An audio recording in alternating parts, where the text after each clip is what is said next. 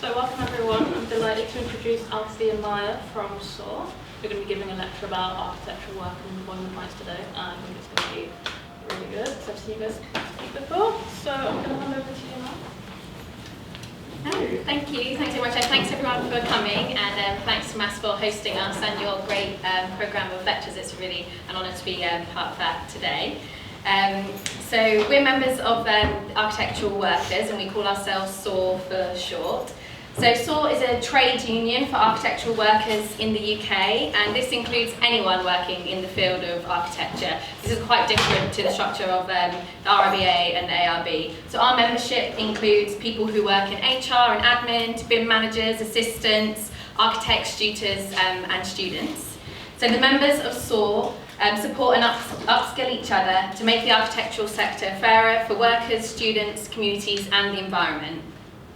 So today we're going to talk about what SAW is, why it exists, and how together we can win to make positive changes to architectural work.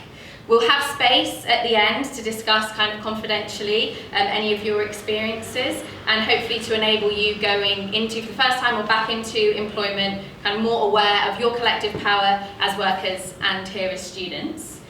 So there's this widely accepted myth within the architectural industry that the practice of architectural work is a calling, and I just wanted to refer to this article by Marissa Courtwright, which is about the deaf to the calling. And the idea of this calling, that it gives cover for this hypnotic exhaustion of architectural education and the exploitation of architectural practice by supporting this idea that architects are creative geniuses that the world is blessed to have, rather than, for the most part, when you're working, workers who are carrying out mundane tasks along with emotional labour. So the section of architectural workers was formed following an 18-month-long workers' inquiry process, and this was after a group of workers and students realised that a union would be a useful tool to address issues that they were all experiencing commonly in their workplaces and at university. So to form this inquiry, they held open meetings, conducted surveys across the sector, did interviews, archival research of past efforts within the sector to unionise, and they collectively surveyed the architectural sector from below. In September 2019, following this inquiry, we joined the radical and grassroots trade union United Voices of the World, UVW, and UVW is a member-led trade union, and they've won significant victories for previously considered ununionisable workers. And these include cleaning workers, security staff, gig economy workers like delivery drivers, and also foster care workers, sex workers, games workers, and more. And importantly, UVW see the value in workers driving their own campaigns around their own issues, and they're not a big bureaucratic union who might act more as an advice line. UVW is a radical community of workers who support each other to develop and empower one another to take collective action. So this process of the workers' inquiry developed SAW's analysis of architectural work, and this was categorised under the following 5 headings.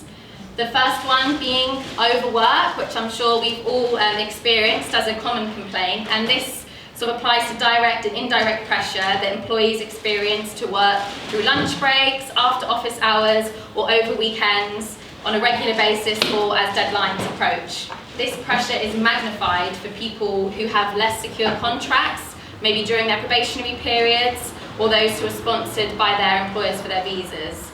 Following COVID and in the current economic crisis, we've seen a spike in overwork, and some offices have reduced their number of employees through previously the furlough or redundancies, meaning that the rest of the team are expected to pick up the workload. One basic element of your new employment contract that you might have might include opting out of working time directive protections, and this is a government protection offered to workers in the UK. And it's common for architectural practices to ask you to sign these rights away, which is your right to having paid overtime. And you don't have to do this, and you can't be discriminated against for doing so. And if a practice wants you to sign this waiver, it has to be on like a separate piece of paper. It can't be that by signing your contract, you're signing this right away as well. And this is some research that was done in the AJ about the average weekly overtime that workers experience, and that's the difference between paid and unpaid.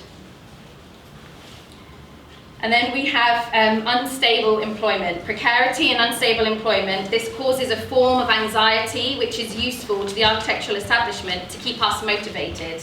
In the current market, labour can be cheap and workers easily replaceable, and this creates a sense of urgency and competition against each other that encourages us to keep pushing at the expense often of our well-being. As well as increasing individual worker productivity through longer working hours, practice can increase their efficiency and profits by keeping your wages low. Lack of union representation reduces the employer's incentive to pay workers a fair wage.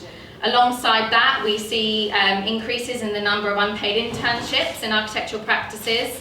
Following the pandemic, many workers experienced wage cuts. And in the current economic climate, with a recession potentially looming, this will likely continue. And therefore, graduates like yourselves need to stick together alongside architectural workers as a whole, so it doesn't become a race to the bottom when accepting low salaries. We all need, everybody, including interns, deserve to be fairly paid. And we also need to consider our pay against inflation, which is what many people have experienced recently. So if your wage doesn't rise with inflation, we're all experiencing real terms pay cuts. And I'm sure you might have heard about this recently, the increase to the living wage, the London living wage. The Royal Institute of British Architects requires chartered practices to pay the London living wage and the living wage. And recent research has shown that 48% of Part 1 assistants working at chartered practices are paid less than the real living wage. Office culture and university culture promotes and thrives on a pressurised, competitive environment. Competition, one-upmanship and office banter behaviour, these behaviours place barriers to workers and students from different backgrounds, be that working class, LGBTQIA+, black, brown, architectural workers have a harder time entering the profession and rising within it.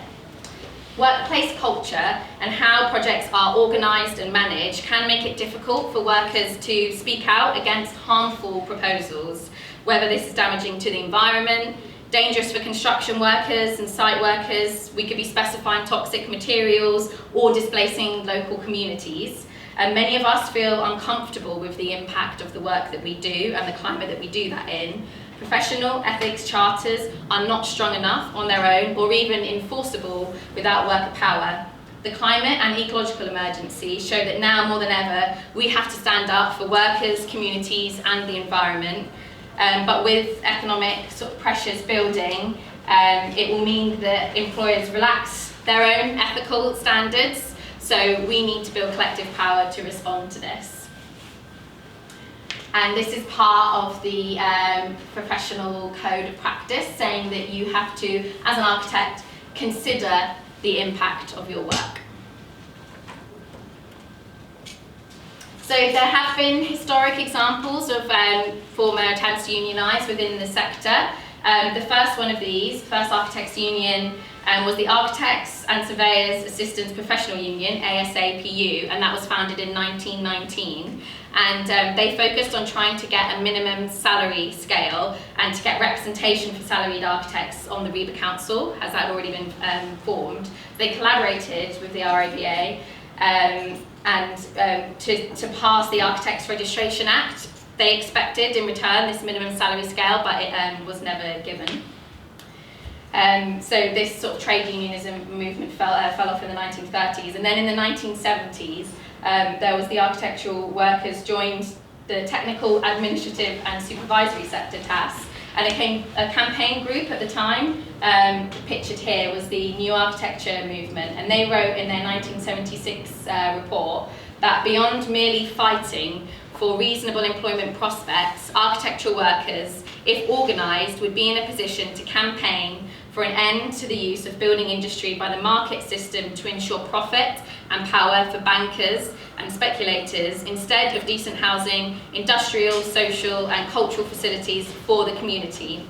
They could demand that the whole range of human, material and financial resources available to the construction sector be used for the good of the community and not for the luxury for the few. And I think we're still in quite a similar situation now. So they were working in 1976.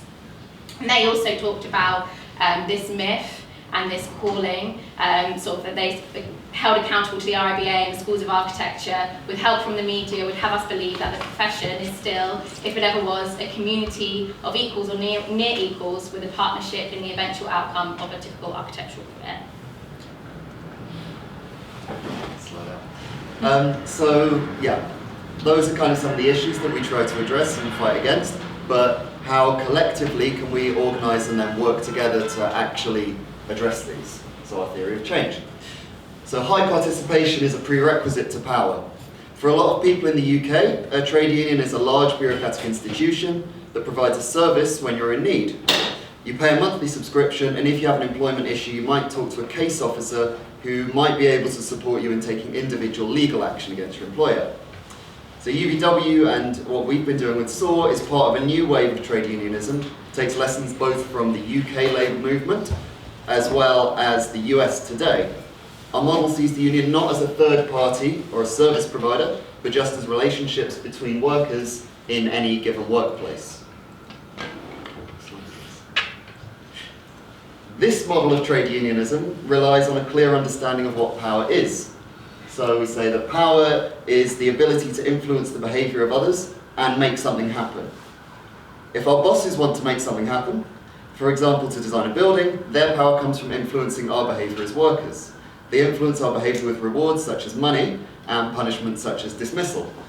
Employers and the ruling class have developed a complex structure to coordinate our labour and essentially give them power. And we can compare this to the structure of a traditional contract in architecture. So our boss's power, the ability to make something happen, comes from coordinating the workers, behaviour using a contractual and social relationship. In this diagram, the lines between people represent this power dynamic. If we understand power as coming from the workers, then we should understand it as a zero-sum game. E.g., if we want to do what we want, then our boss has to lose power. If I ask my boss for what I want, will they give it to me? Maybe, if you're lucky. As individuals, we have less power in this relationship, and so our boss can choose, a form of charity, whether they want to give us what we want or not. But it all comes down to a personal choice. So the boss relies on our production. The boss relies on our production for the business to continue to make money. They likely could afford to ignore one person, but if all of those workers pooled their power, then they would be much more powerful. And then if that power was turned into action, we would be even more powerful. Trade unions have tried and tested tactics that can leverage our productive power to negotiate for change within our workplace. Through open and democratic organising and an understanding of their material class interests, workers can begin to rebalance the power that is used against them to make positive change in their workplaces. If we try to view these social issues as merely conflicts between good people and bad people, then surely we must say that people who insist on starving others are bad. The present minimum wage is surely a pittance, yet opposition to this was strong amongst employers, especially those of small businesses, while virtually absent amongst workers. Is this tendency among employers because they're bad people? No, on the contrary, these employers are just as likely to be kind parents, partners, friends, charity givers, not the type to deliberately cause harm.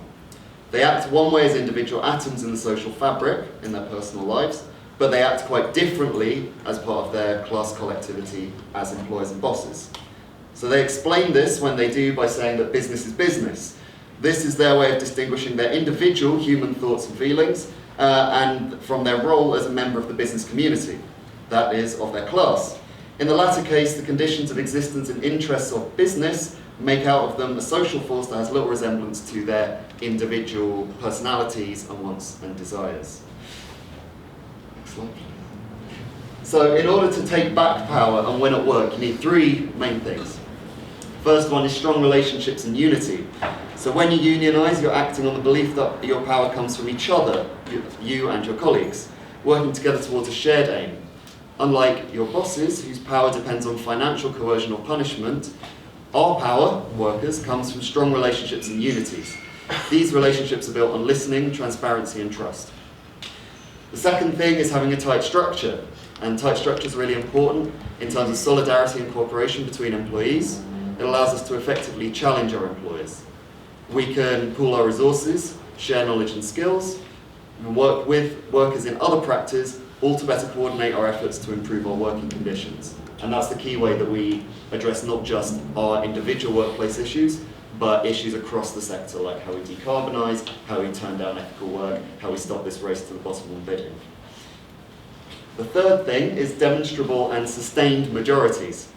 So that's the final principle, is that in order to win these changes, we need to provide that we have demonstrable and sustained majorities of the workers backing those changes.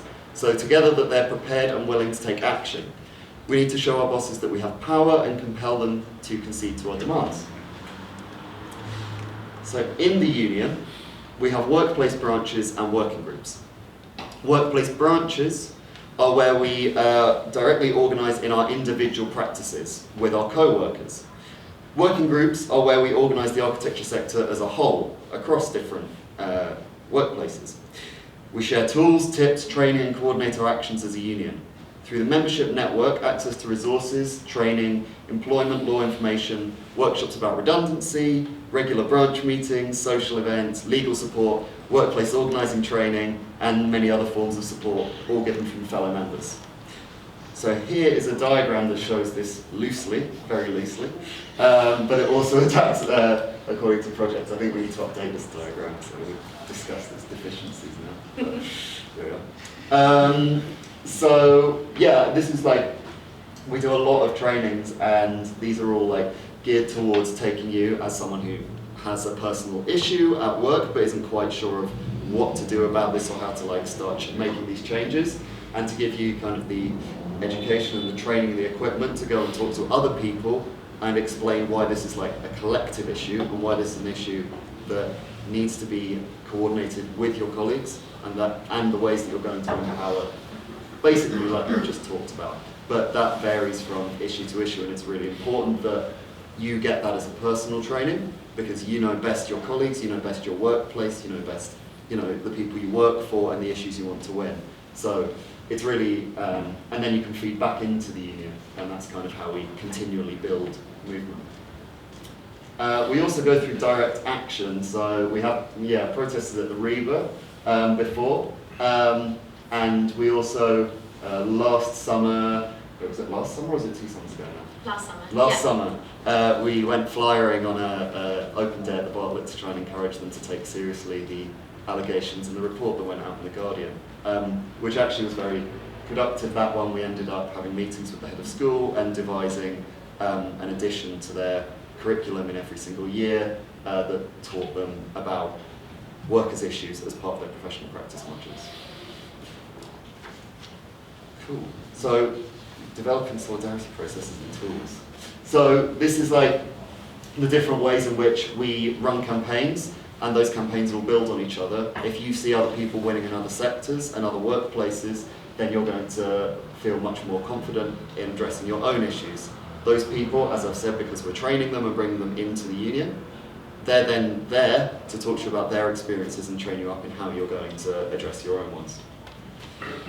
And then in terms of raising awareness, I haven't seen this slide before. This is about during the pandemic, so if there are issues in the sector that lots of workers are experiencing, like within our campaigns group, we can use different tools such as social media and the press to sort of bring these things to light that we can then campaign on or work with members to organise addressing these issues, and this relates to the On Architecture. So all of those tools kind of came forward, a practice called On Architecture, and this was during COVID, when practices were meant to allow people to work from home, particularly if they were vulnerable.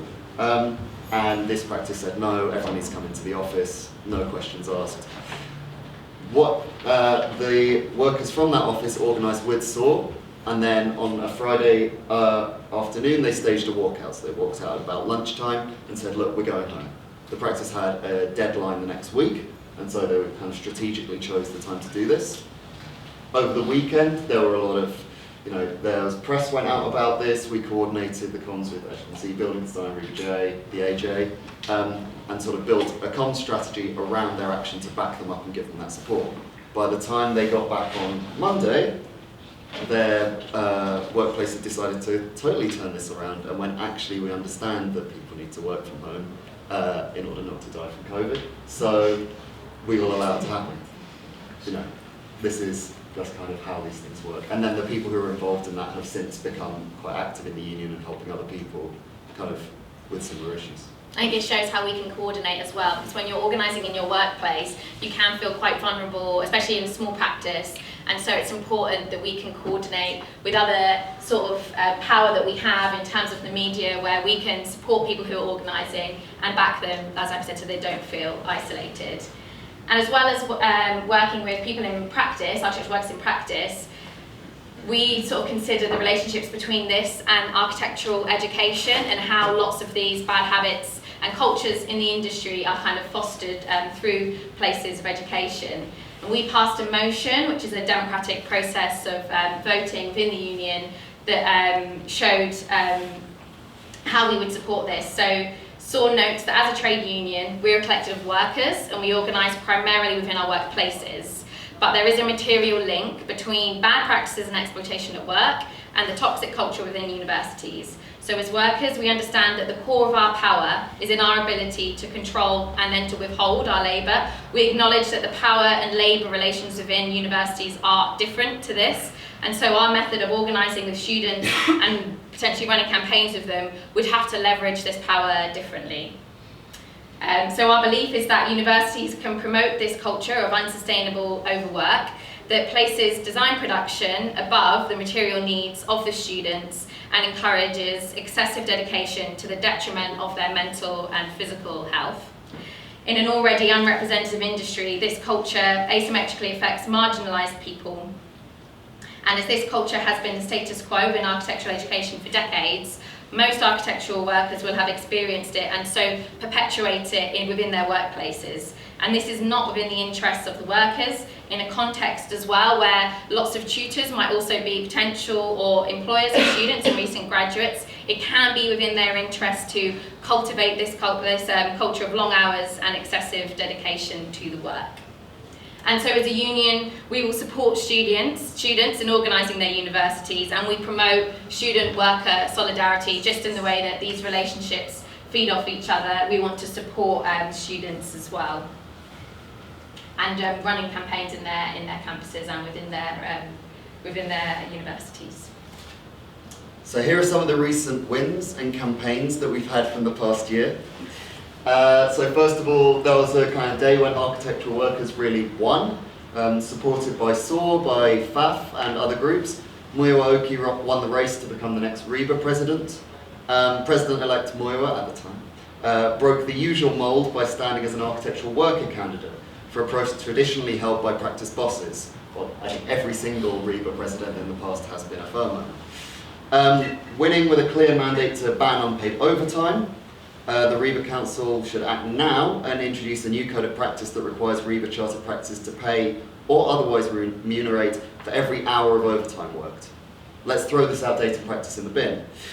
This was a triumph of grassroots campaigning and solidarity for those whose interests are not commonly served by REBA, and SOAR will continue to keep working with Maia, as well as the recently elected Just Transition Lobby Council candidates over the coming months and years, and we're looking forward to seeing some real change through the REBA. And in a historic moment in the UK, workers who are SOAR members notified their employer Atomic Architecture of their intention to ballot for strike action, following months of dialogue with management. This is the first official recorded strike action at a UK architecture practice. Their demands were first, a pay increase of 10%, at the time in line with inflation, or to receive a 7% increase with a model of profit sharing. Number two, reduce working hours to reflect industry norms by reducing working hours from 9 to 6 to 9 to 5. And third, flexible working arrangements, 2 days of remote working per week. Fourth, paid training. Currently CPDs were being required to take during lunch breaks unpaid. And then the fifth one was trade union recognition, so that workers could be collectively consulted and negotiated with on pay and other changes to their employment terms. Yep, and then over 2023, we've supported a large number of members with their individual workplace issues, so this includes giving them legal support and advice, and through employment tribunals they have won out-of-court settlements totaling £200,000. And union membership over the last year has grown by 25%, and we've built up union density in some key workplaces that are preparing for upcoming campaigns. And then over the 2 weekends ago, we just opened an exhibition in Berlin, which we were taking part in, organised by Arch Plus magazine. This was a kind of recreation of an office where, instead of going to learn the behaviours of oppression and disempowerment, you're instead presented with a series of guides and a toolkit to empower yourself and workers. At the same time as we met quite a decent group of German architectural workers looking into how they might unionise as well. So these kind of outreach projects are really great for connecting with like a wider European and also at the moment American movement. Yeah, you're all sort of experiencing the same issues. Yeah, it's an international industry and it's very similar across the board. So yeah, what can you do? You can join SOAR. As a student, we have student groups, and we would very happy to set one up in London Met. Obviously, come and talk to me if you want to do that. But in terms of your workplaces, you shouldn't wait until problems happen to you. You know, preventative action comes from collective action. So we're currently reorganising our membership. So wait for announcements in the next couple of weeks about joining. But talk to your peers in that meantime. You know, don't tackle it alone. You should begin to build your university or workplace branch. We can start a WhatsApp group in terms of the university and should work with the student union and of course the student society on this. But you should absolutely read about your employment rights. Those of you who are working in practice at the same time as studying, talk to your colleagues. You know, if that's over lunch, at the pub, in the park, just talk to them about what's going on with them, what they want to see change, and work together on what that might look like. So we want to now stop there, but redirect the conversation outwards.